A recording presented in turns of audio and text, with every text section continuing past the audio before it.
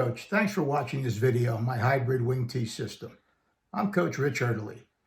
If you'd like more videos from my system, please click here or click the link in the description. Thank you very much.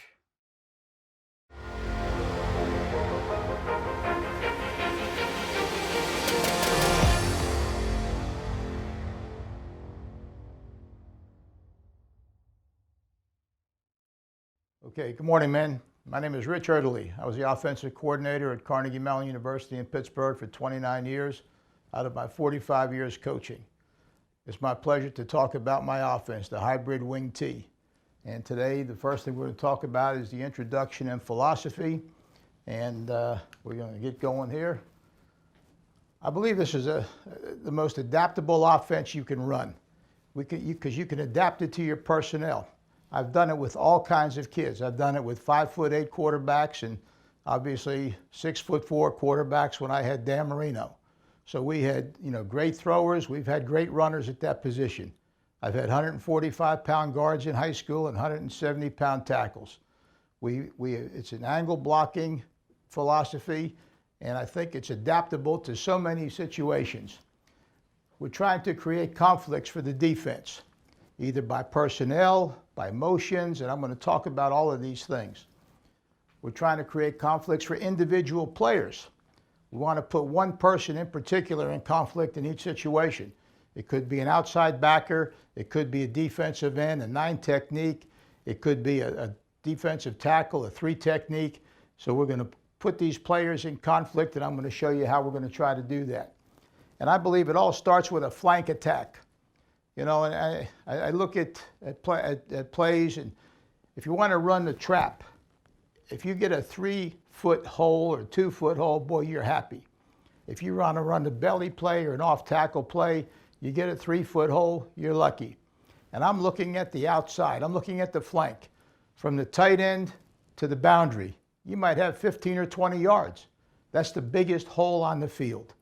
So it's my theory, it's my philosophy, that we're going to attack the flank first, and everything comes off of that. People think it starts inside. No, it starts at the flank. So it is a flank attack. I believe we're the original spread offense. All 4 backs carry the ball. All 4 backs are involved almost every play. Quite often we're able to put the quarterback in pass run situations, either by RPOs or bootlegs, so that he is in a run or pass situation throwing the ball, or the RPO based on a flank attack to one side, a pass to the other side, depending on defensive coverages. You must carry out your fakes and block, and that's everybody. Number one thing when we have backs, they have to be willing to block for each other. And I think one of the things you're going to see that our kids are willing to do that. And that's where it all starts. And everybody must carry out their fakes, quarterbacks, backs, and it's so important. We start with a few basic plays. And each play, the concept here is that each play has plays off of it. But we only need a few basic plays. And we run them from multiple formations. And that's sort of the idea.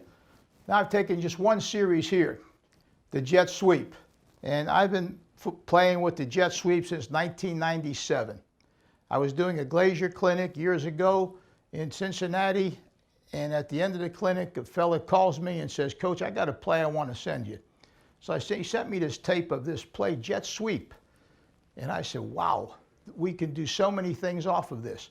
So just from this one play, you have the basic run, the jet, which is the external play. We have a counter off of it, which is jet crisscross. We have a pass off of it, which was a one-step pass. A pass off the counter, which is jet crisscross pass, and an internal play, jet trap. Now, if you have the external play, the internal play is nice to have. Is it necessary all the time? Not really, but most of the time we do have that threat of that. So I've looked at several plays here, and I just want to show these to you, and I'm going to talk about all of these in great extent when I talk about the Jet series. But this is what I'm talking about. Now here we have the jet sweep to the tight end flank.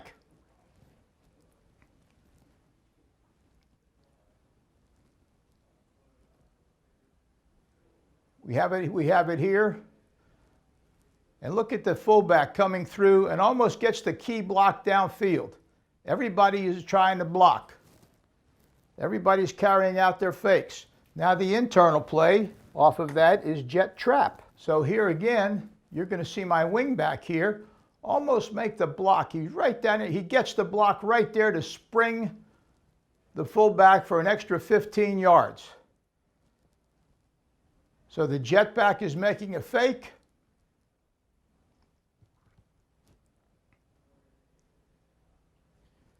So that's our internal play. The counter play off of it, my favorite counter, is the crisscross.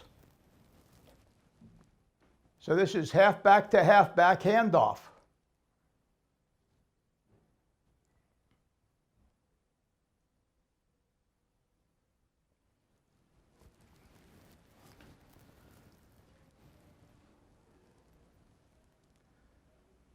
Fullback makes a nice block. And again, I'll talk about these at greater length. But I'm just giving you the concept of the series of plays. Now this is why we don't get much man coverage. Here the defense was playing man-to-man.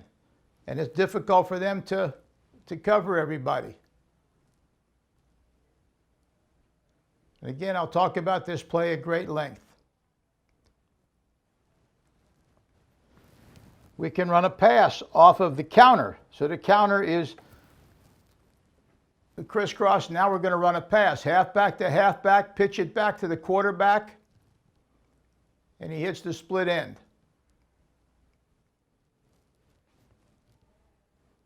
Halfback to halfback. And guys, run this during homecoming every year. The alumni will love it.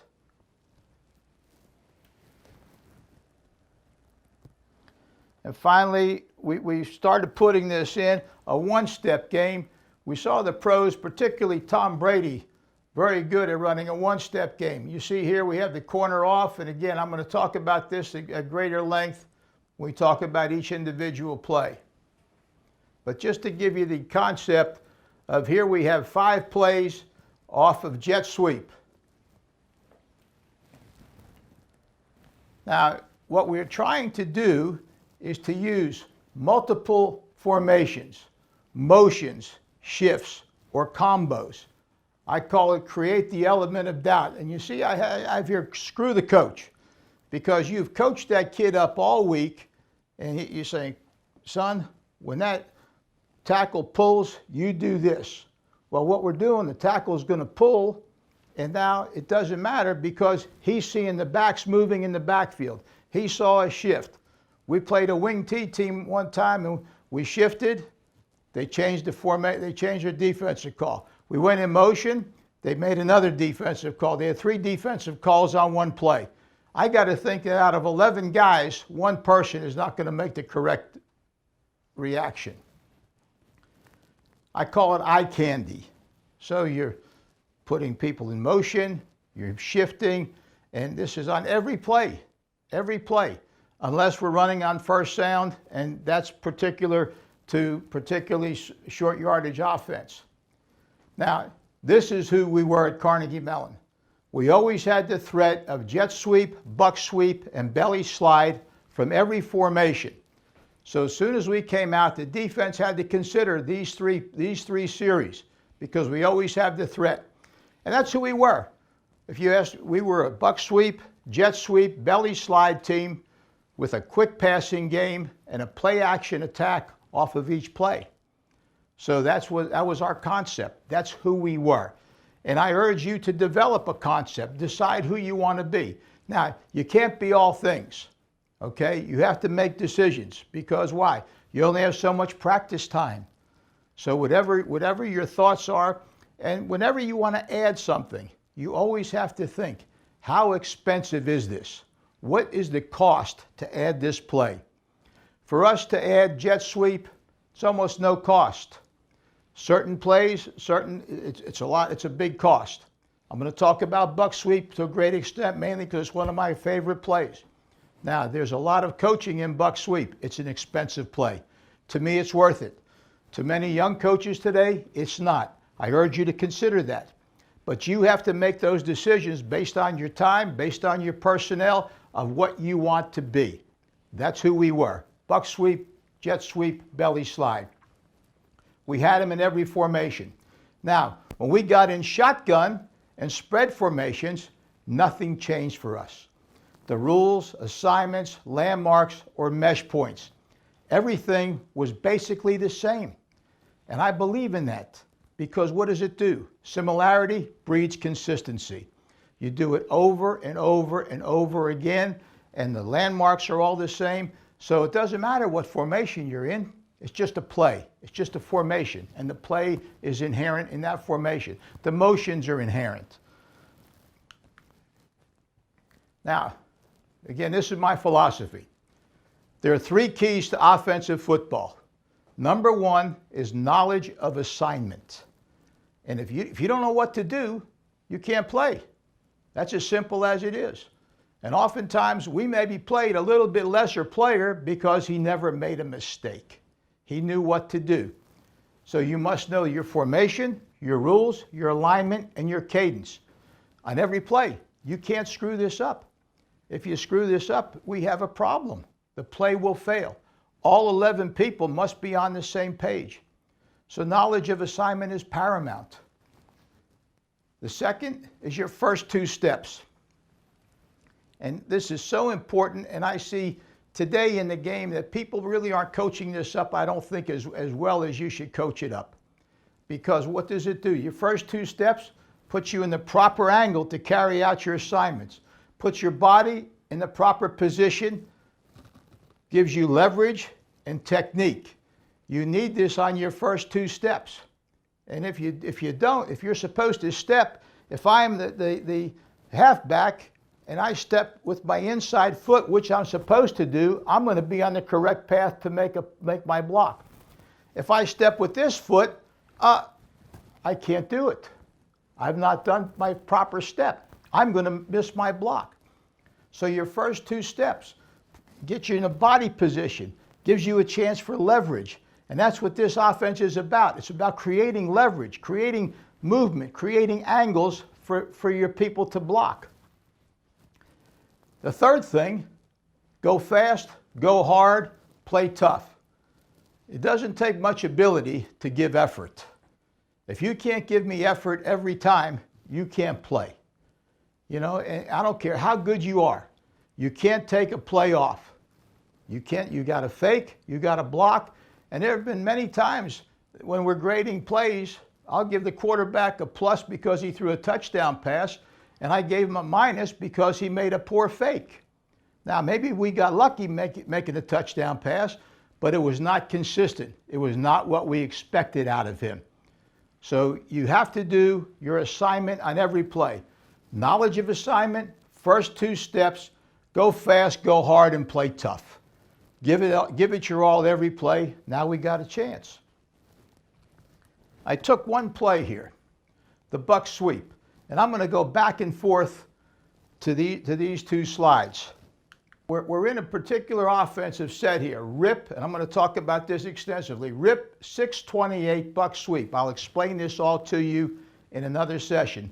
But basically what we're trying to do here, we've moved tackles over. We are in an unbalanced set. We have tackles to the right. So the tackles are to the right. This is still your right tackle. Your left tackle has come over to be the outside tackle. He, in essence, is taking the place of what would be the tight end. But what I have done here is I've created a 4-man surface with my 3 biggest players. And this was particularly good for me in high school because why? Well, maybe I didn't have a lot of big guys. So even so at Carnegie Mellon. So we were trying to create doubt in the defense, trying to create angles, trying to give ourselves the best chance at success. So the tight end is backside, and there's only one formation that we ever had that we covered up an eligible receiver, and that was we called ends. We had 2 ends, flanked wide, both on the line of scrimmage, on the same side of the formation. Now, that we did that to try to create something illusionally for the defense. But in every other formation, I never wanted to give up my eligibles. I always wanted the defense to have to account for an eligible.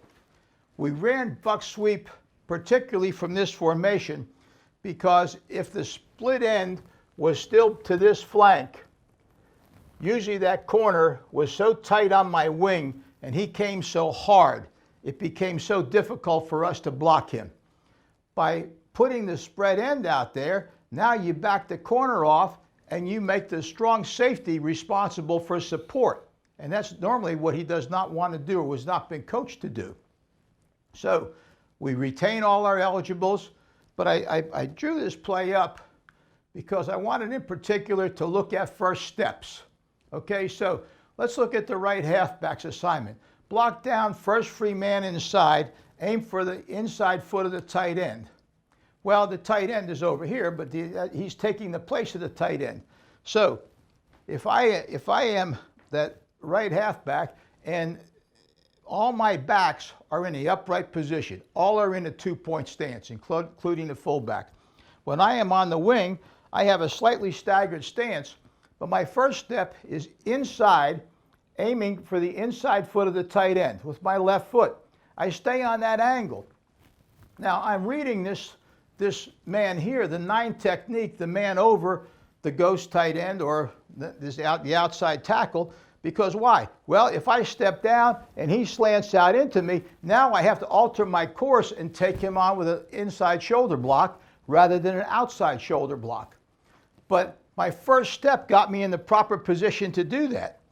Instead of going here, if I stepped here and he slanted hard, I have no chance to get to him. If he plays out into me, well, I do have a chance. But if he goes hard to the inside, I have no chance. So my first step is critical. So too with the 2 tackles. Their rule is what? Gap down backer. Their rule is gap down backer, gap down backer. Block the man in my gap, and again, their first step, 3-point stance, their first step is about 75 degrees flat to block the man in the gap or the next man down. So here, in this situation, the guard has a man over him, the inside tackle has a man over him, so the 2 tackles, they block the 3 technique and the 5 technique. That's their first 2 steps. My right guard, he's got to pull with some depth because if he pulled flat, he would run into the down blocks of those people. His first step is with depth at what I call 135. So he's not pulling flat at 90. He's got to get deeper at 135. His next step is crossover with depth and then flattens out. So he takes his 3 steps, 2 steps of depth, flattens out, and attacks the flank. He must get around that down block. The center, reach area away, and the backside guard is going to pull flat, and his assignment is to wall off. First steps. The dive back, first step is crossover at 90. So he wants to cross over at 90. His first step, crossing over at 90 to take the handoff from the quarterback. Fullback is going to run the trap right course. His first step is right foot for the left foot of the center. Fullback, dive for the left foot of the center. Run trap right course and block area. So he's got to try to find someone to block. If there's right there, fine. If not, just keep going. Run into somebody.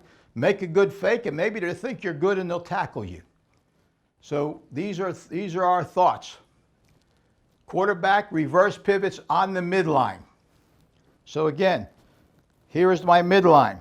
Quarterback is going to reverse pivot, put his left foot on the midline as he turns, boom, getting his back to the line of scrimmage. The fullback passes, the quarterback has the midline, the fullback is off the midline. When I talk about running trap in our jet series, the fullback has the trap on midline, but here he does not. Again, first 2 steps. These are the thoughts that I'm trying to impart.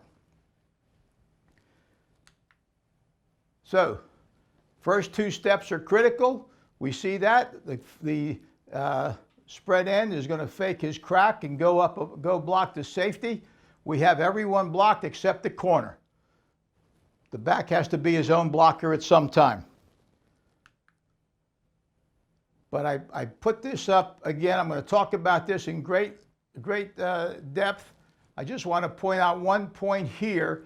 This outside tackle, this fella right here, okay, his rule is gap down backer. He has a 7 technique on him here in the 4-4 defense. He's got an inside shade. And I'm going to talk about how we call all of these in my next segment here. The segment on developing the system. So he has an inside shade. That man is in his gap for a reason. He's a gap player. So we tell him to block him. Many people try to get him inside of him. We never had success doing that. Then the wing didn't know who to block, and we ended up not blocking anybody. Or we had 2 men on 1, which is a waste of time. So I tell him if he's on your inside shade, he's in your gap, block him. These are all the schemes that you could possibly have. 3-3, 3-4, 4-4. And again, I'm going to talk about this in great depth. I'd like to just show you the play. I'm going to run through the play here one time, and just to give you the idea of what we're trying to accomplish here with buck sweep. And you'll notice all their first steps are excellent. We have the flank sealed.